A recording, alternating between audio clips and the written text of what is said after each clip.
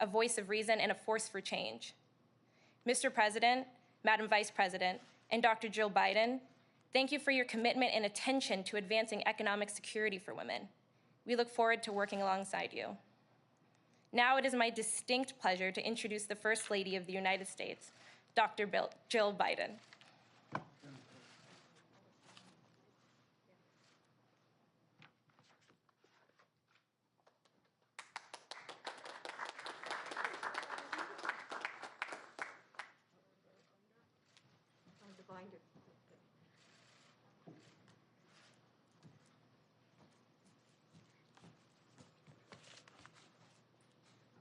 Thank you.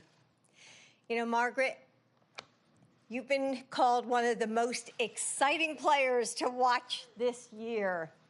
And though you are new to the national team, you've already stepped up to serve on the league's collective bargaining executive committee. So thank you for your leadership and for being a role model to so many young women and girls around this country. Thank you. So hello, everybody, and welcome to the White House. When I got my first teaching job, I was thrilled. After years of getting my degree and substitute teaching, I was finally going to be able to start the career that I had been dreaming about.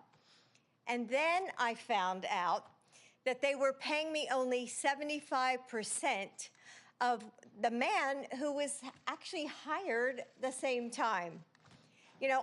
I couldn't believe it. It wasn't just the money, though that was unfair. It was the lack of respect, the discrimination. Why was my work worth less? We were working the same hours, teaching the same number of students, and had similar experience.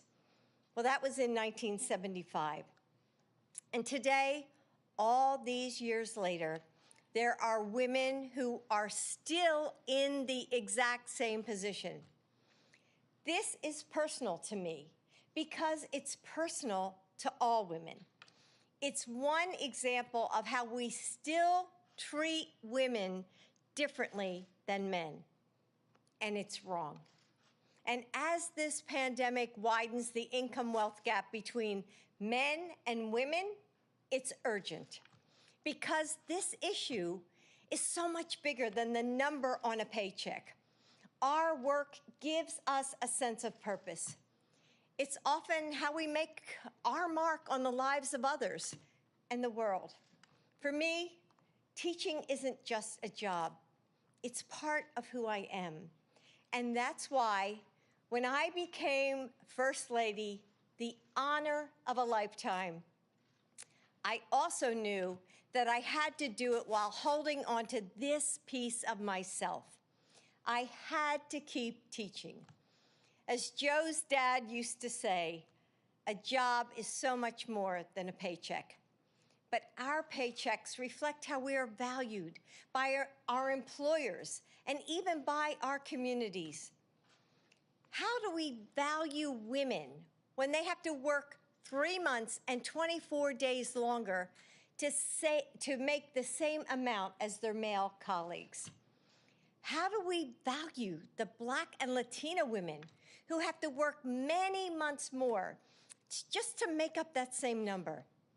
Equal work deserves equal pay, no matter who does it. And since my first teaching job, we've made progress in many ways. But I don't want my granddaughters to having to fight this same battle. I don't want them to worry about getting paid less solely based on their gender. It's way past time to pay women equally. And with the passion and dedication of leaders like Megan Rapinoe, I know we can get there.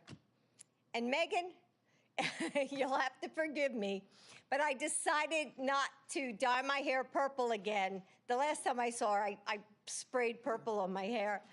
But that doesn't mean I'm any less excited that you are here. One of my most cherished moments with my grandkids was watching the U.S. women's soccer team win the World Cup in 2015. They were in awe of you, especially our soccer player, my granddaughter Maisie. And then you went on to become the first team in history to win 4 Women's World Cup titles. You've shown again and again and again that grit, skill, and the ability to bring home championships have no gender. And you've been fearless in your mission to make sure that pay has no gender either. In fact, you and your teammates put your careers on the line for this cause. When you saw your male colleagues being treated differently, you stood up and you said, enough. That courage is why you are a hero to my grandchildren and fans around the world. Over and over, you inspire us to stand tall and speak out. From our whole family, and especially our granddaughters. Thank you. Thank you.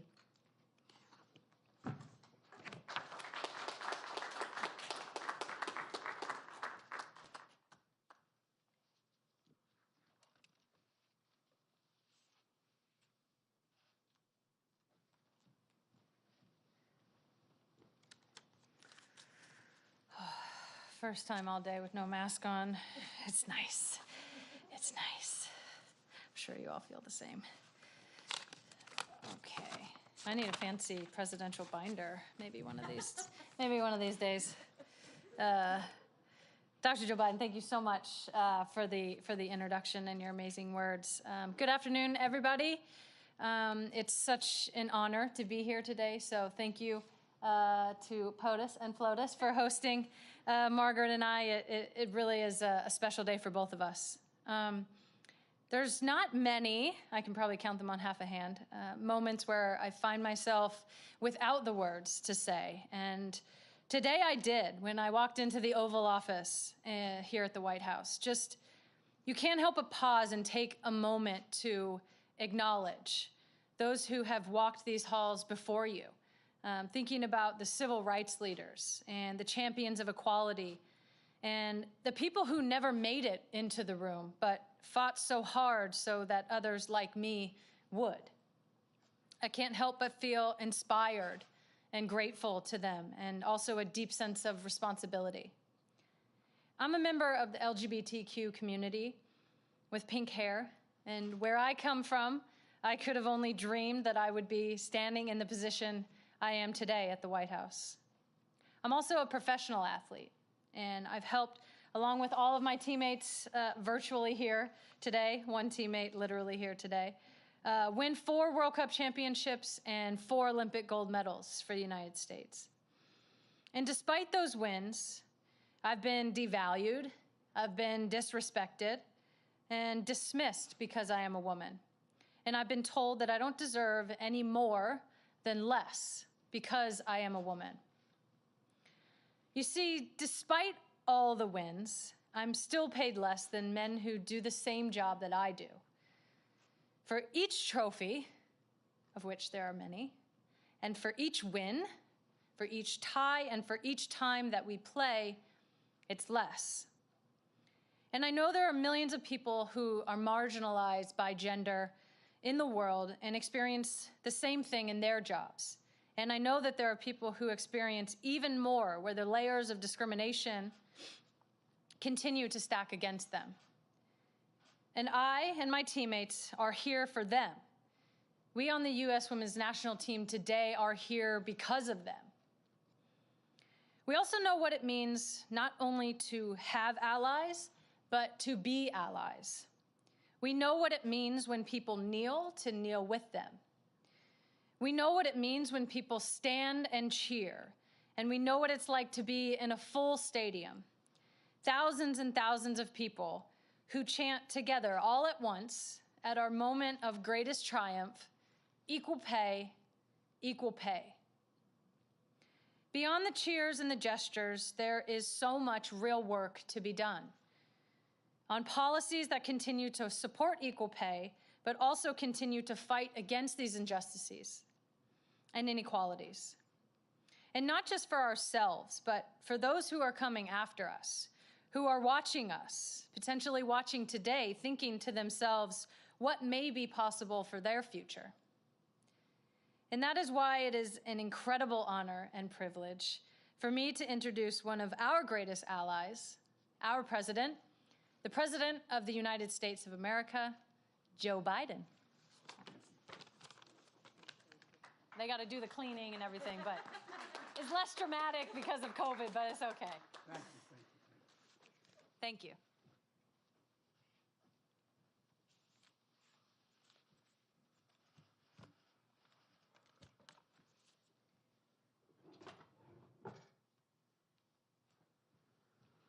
Well, good afternoon, everyone.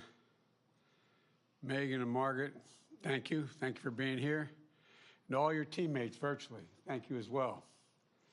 I'm an unadulterated fan. Not a joke. Not a joke. And both of you and your entire team, I'm not joking, have inspired our daughters and our granddaughters, who I might add are all really good athletes.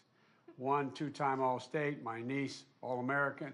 There's a whole lot of talent in the Biden family athletics, almost all on the women's side of the equation. But I really thank you for what you've done. You know, you're all heroes for so many people, and that's not hyperbole to suggest that, on and off the field. You know, and it matters that you lent your voice to the issues and the issue of fair pay and decency for so many years. Megan, it's hard to believe. It was almost a year ago that we met virtually during the campaign. I said it last April when we spoke, and I'll say it again. The fact that Jill and I get to talk with you and your teammates makes us heroes with our granddaughters. Not a joke. I went so far as I took what they might say a privilege of getting our granddaughter, Maisie, who's a rising junior at the University of Pennsylvania, up taking a course right now. I got her on the phone, so all she wanted to do was meet both of these women and meet them virtually. And she's a soccer player. And as Jill mentioned, seeing you win the World Cup back in 2015, that was an incredible moment for our family and our country. And I didn't bore you with all the pictures we still have, walking on the field. No, I'm serious, and off the field. You all made me a hero with my granddaughters. And the reason we're here today is because it's Equal Pay Day, which has been around for 25 years. It was declared 25 years ago. Equal Pay Day. Though not enough people know about that, as they should. You know, it's a day that measures how much longer women typically have to work to match what men make in a single year. That's what Jill was talking about. And it's shocking when you look at the numbers.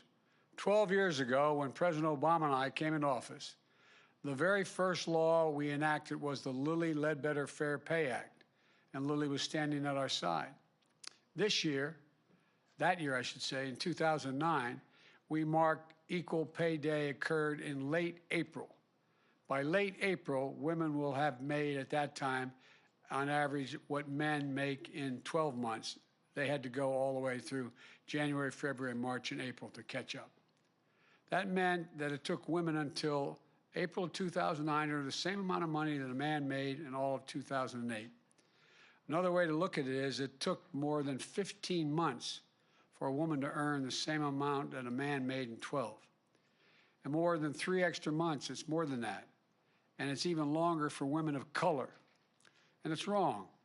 This year, Equal Pay Day falls in late March, which is a little bit better, but not much, from late April to late March.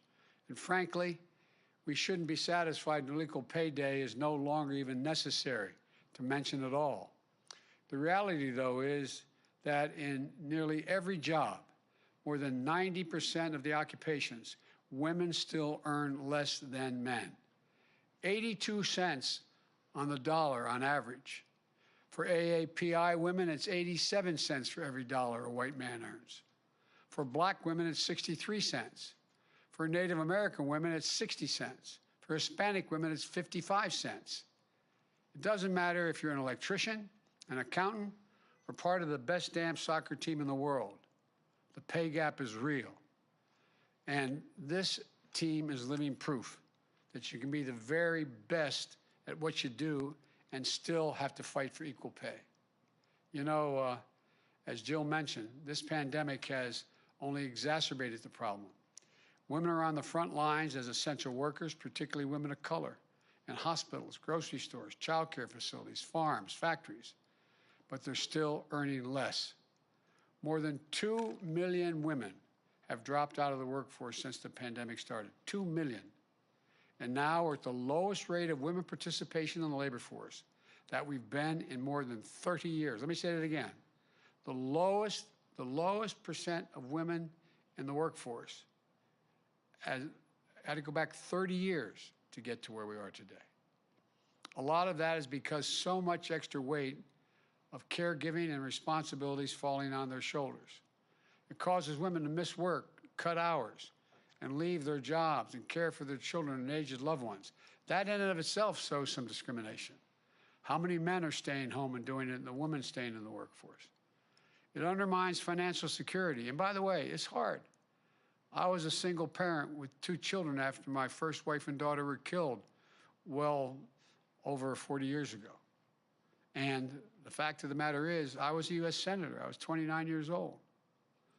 I was making $42,000 a year, and I couldn't afford help to take care of my kids while I worked. Thankfully, my mother, my sister gave up her job, my brother, they helped me raise my kids.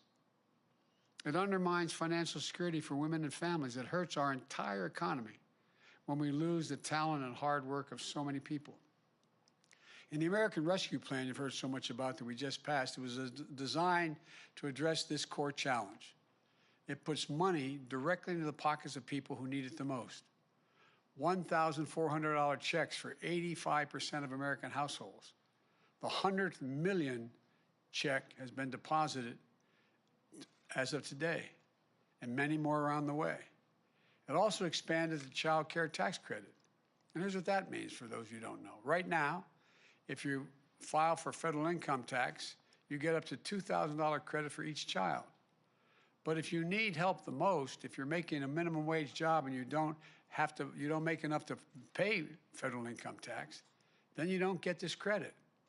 But because of the American Rescue Plan we passed, if you have 2 children under the age of 6, for example, and you're making $7.25 an hour, which is the minimum wage so many people are making, you'll get a check for $3,600 per child, or $7,200. Roughly, you get $500 a month. It's mailed to you by the federal government. That's life-changing. The American Rescue Plan is going to cut poverty across the board in America by about 31%. And that's a significant lift up for women. The law provides $360 billion for funding state and local governments. What that means is that's going to prevent layoffs and jobs often held by women, nurses, teachers, healthcare workers, home healthcare aides, because the states have to balance their budget because they can't, because of the lack of income coming in without the help from the federal government. They have to lay off those essential workers. And the law also includes $130 billion to reopen our schools safely, $40 billion for invest in child care investments, $160 billion to get the country vaccinated and beat this pandemic.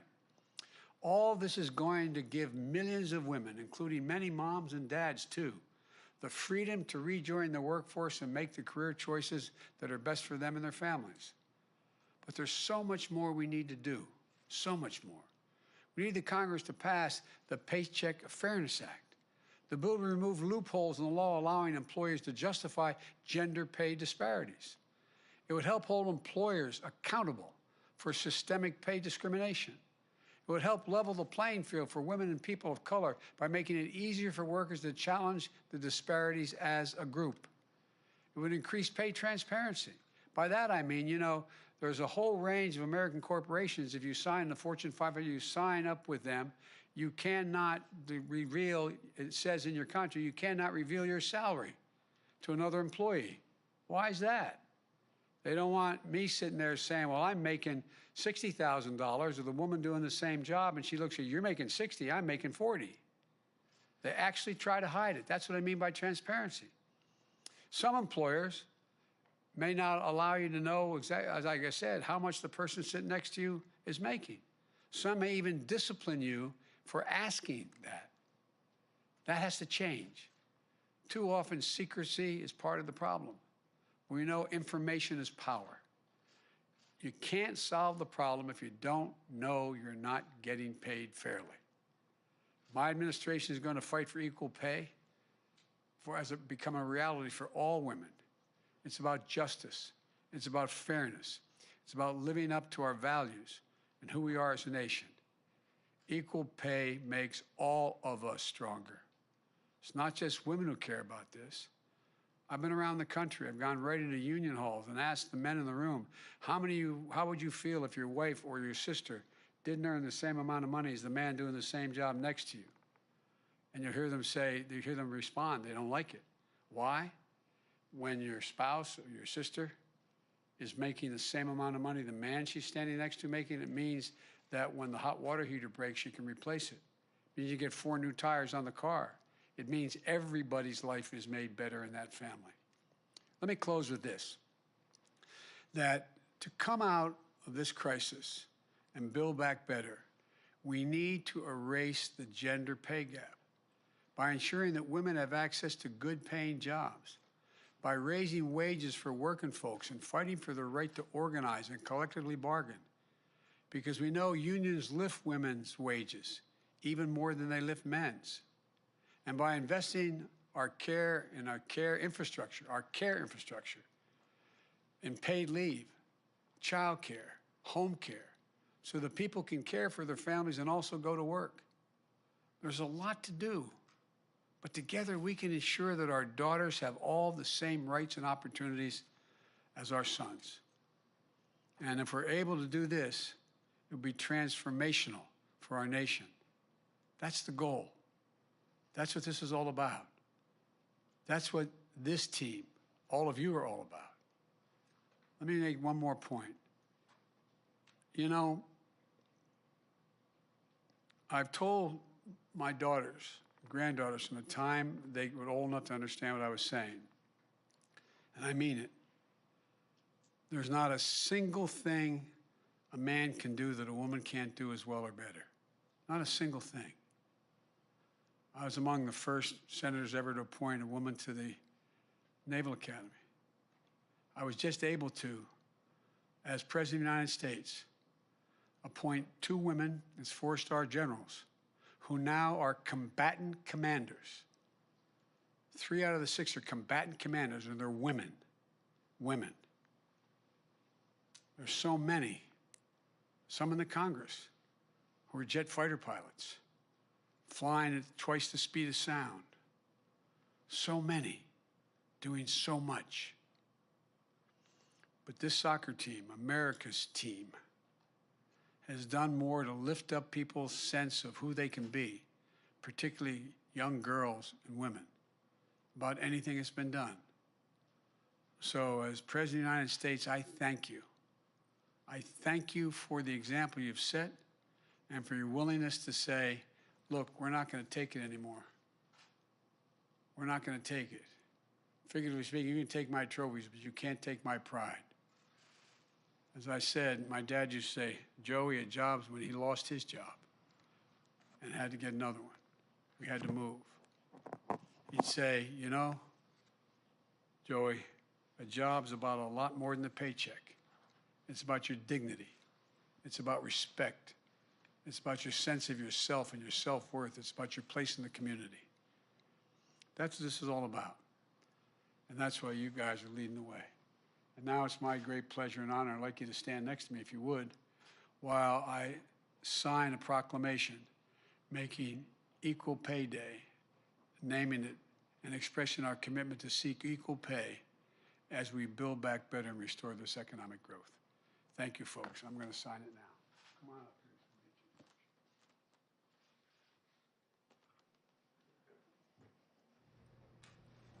The title of the proclamation is National Equal Pay Day 2021.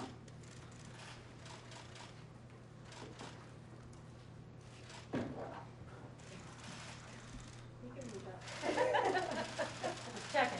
Making sure it says what it says. That's what it said. Joseph R. Biden. Junior, Junior. my dad, Junior. fine man. It says equal pay is a reminder of the work that still remains to advance equality and ensure that all Americans have the opportunity to reach their full potential, like you guys. Thank you. Thanks, everybody. Thanks, Susan. We're going to take that one.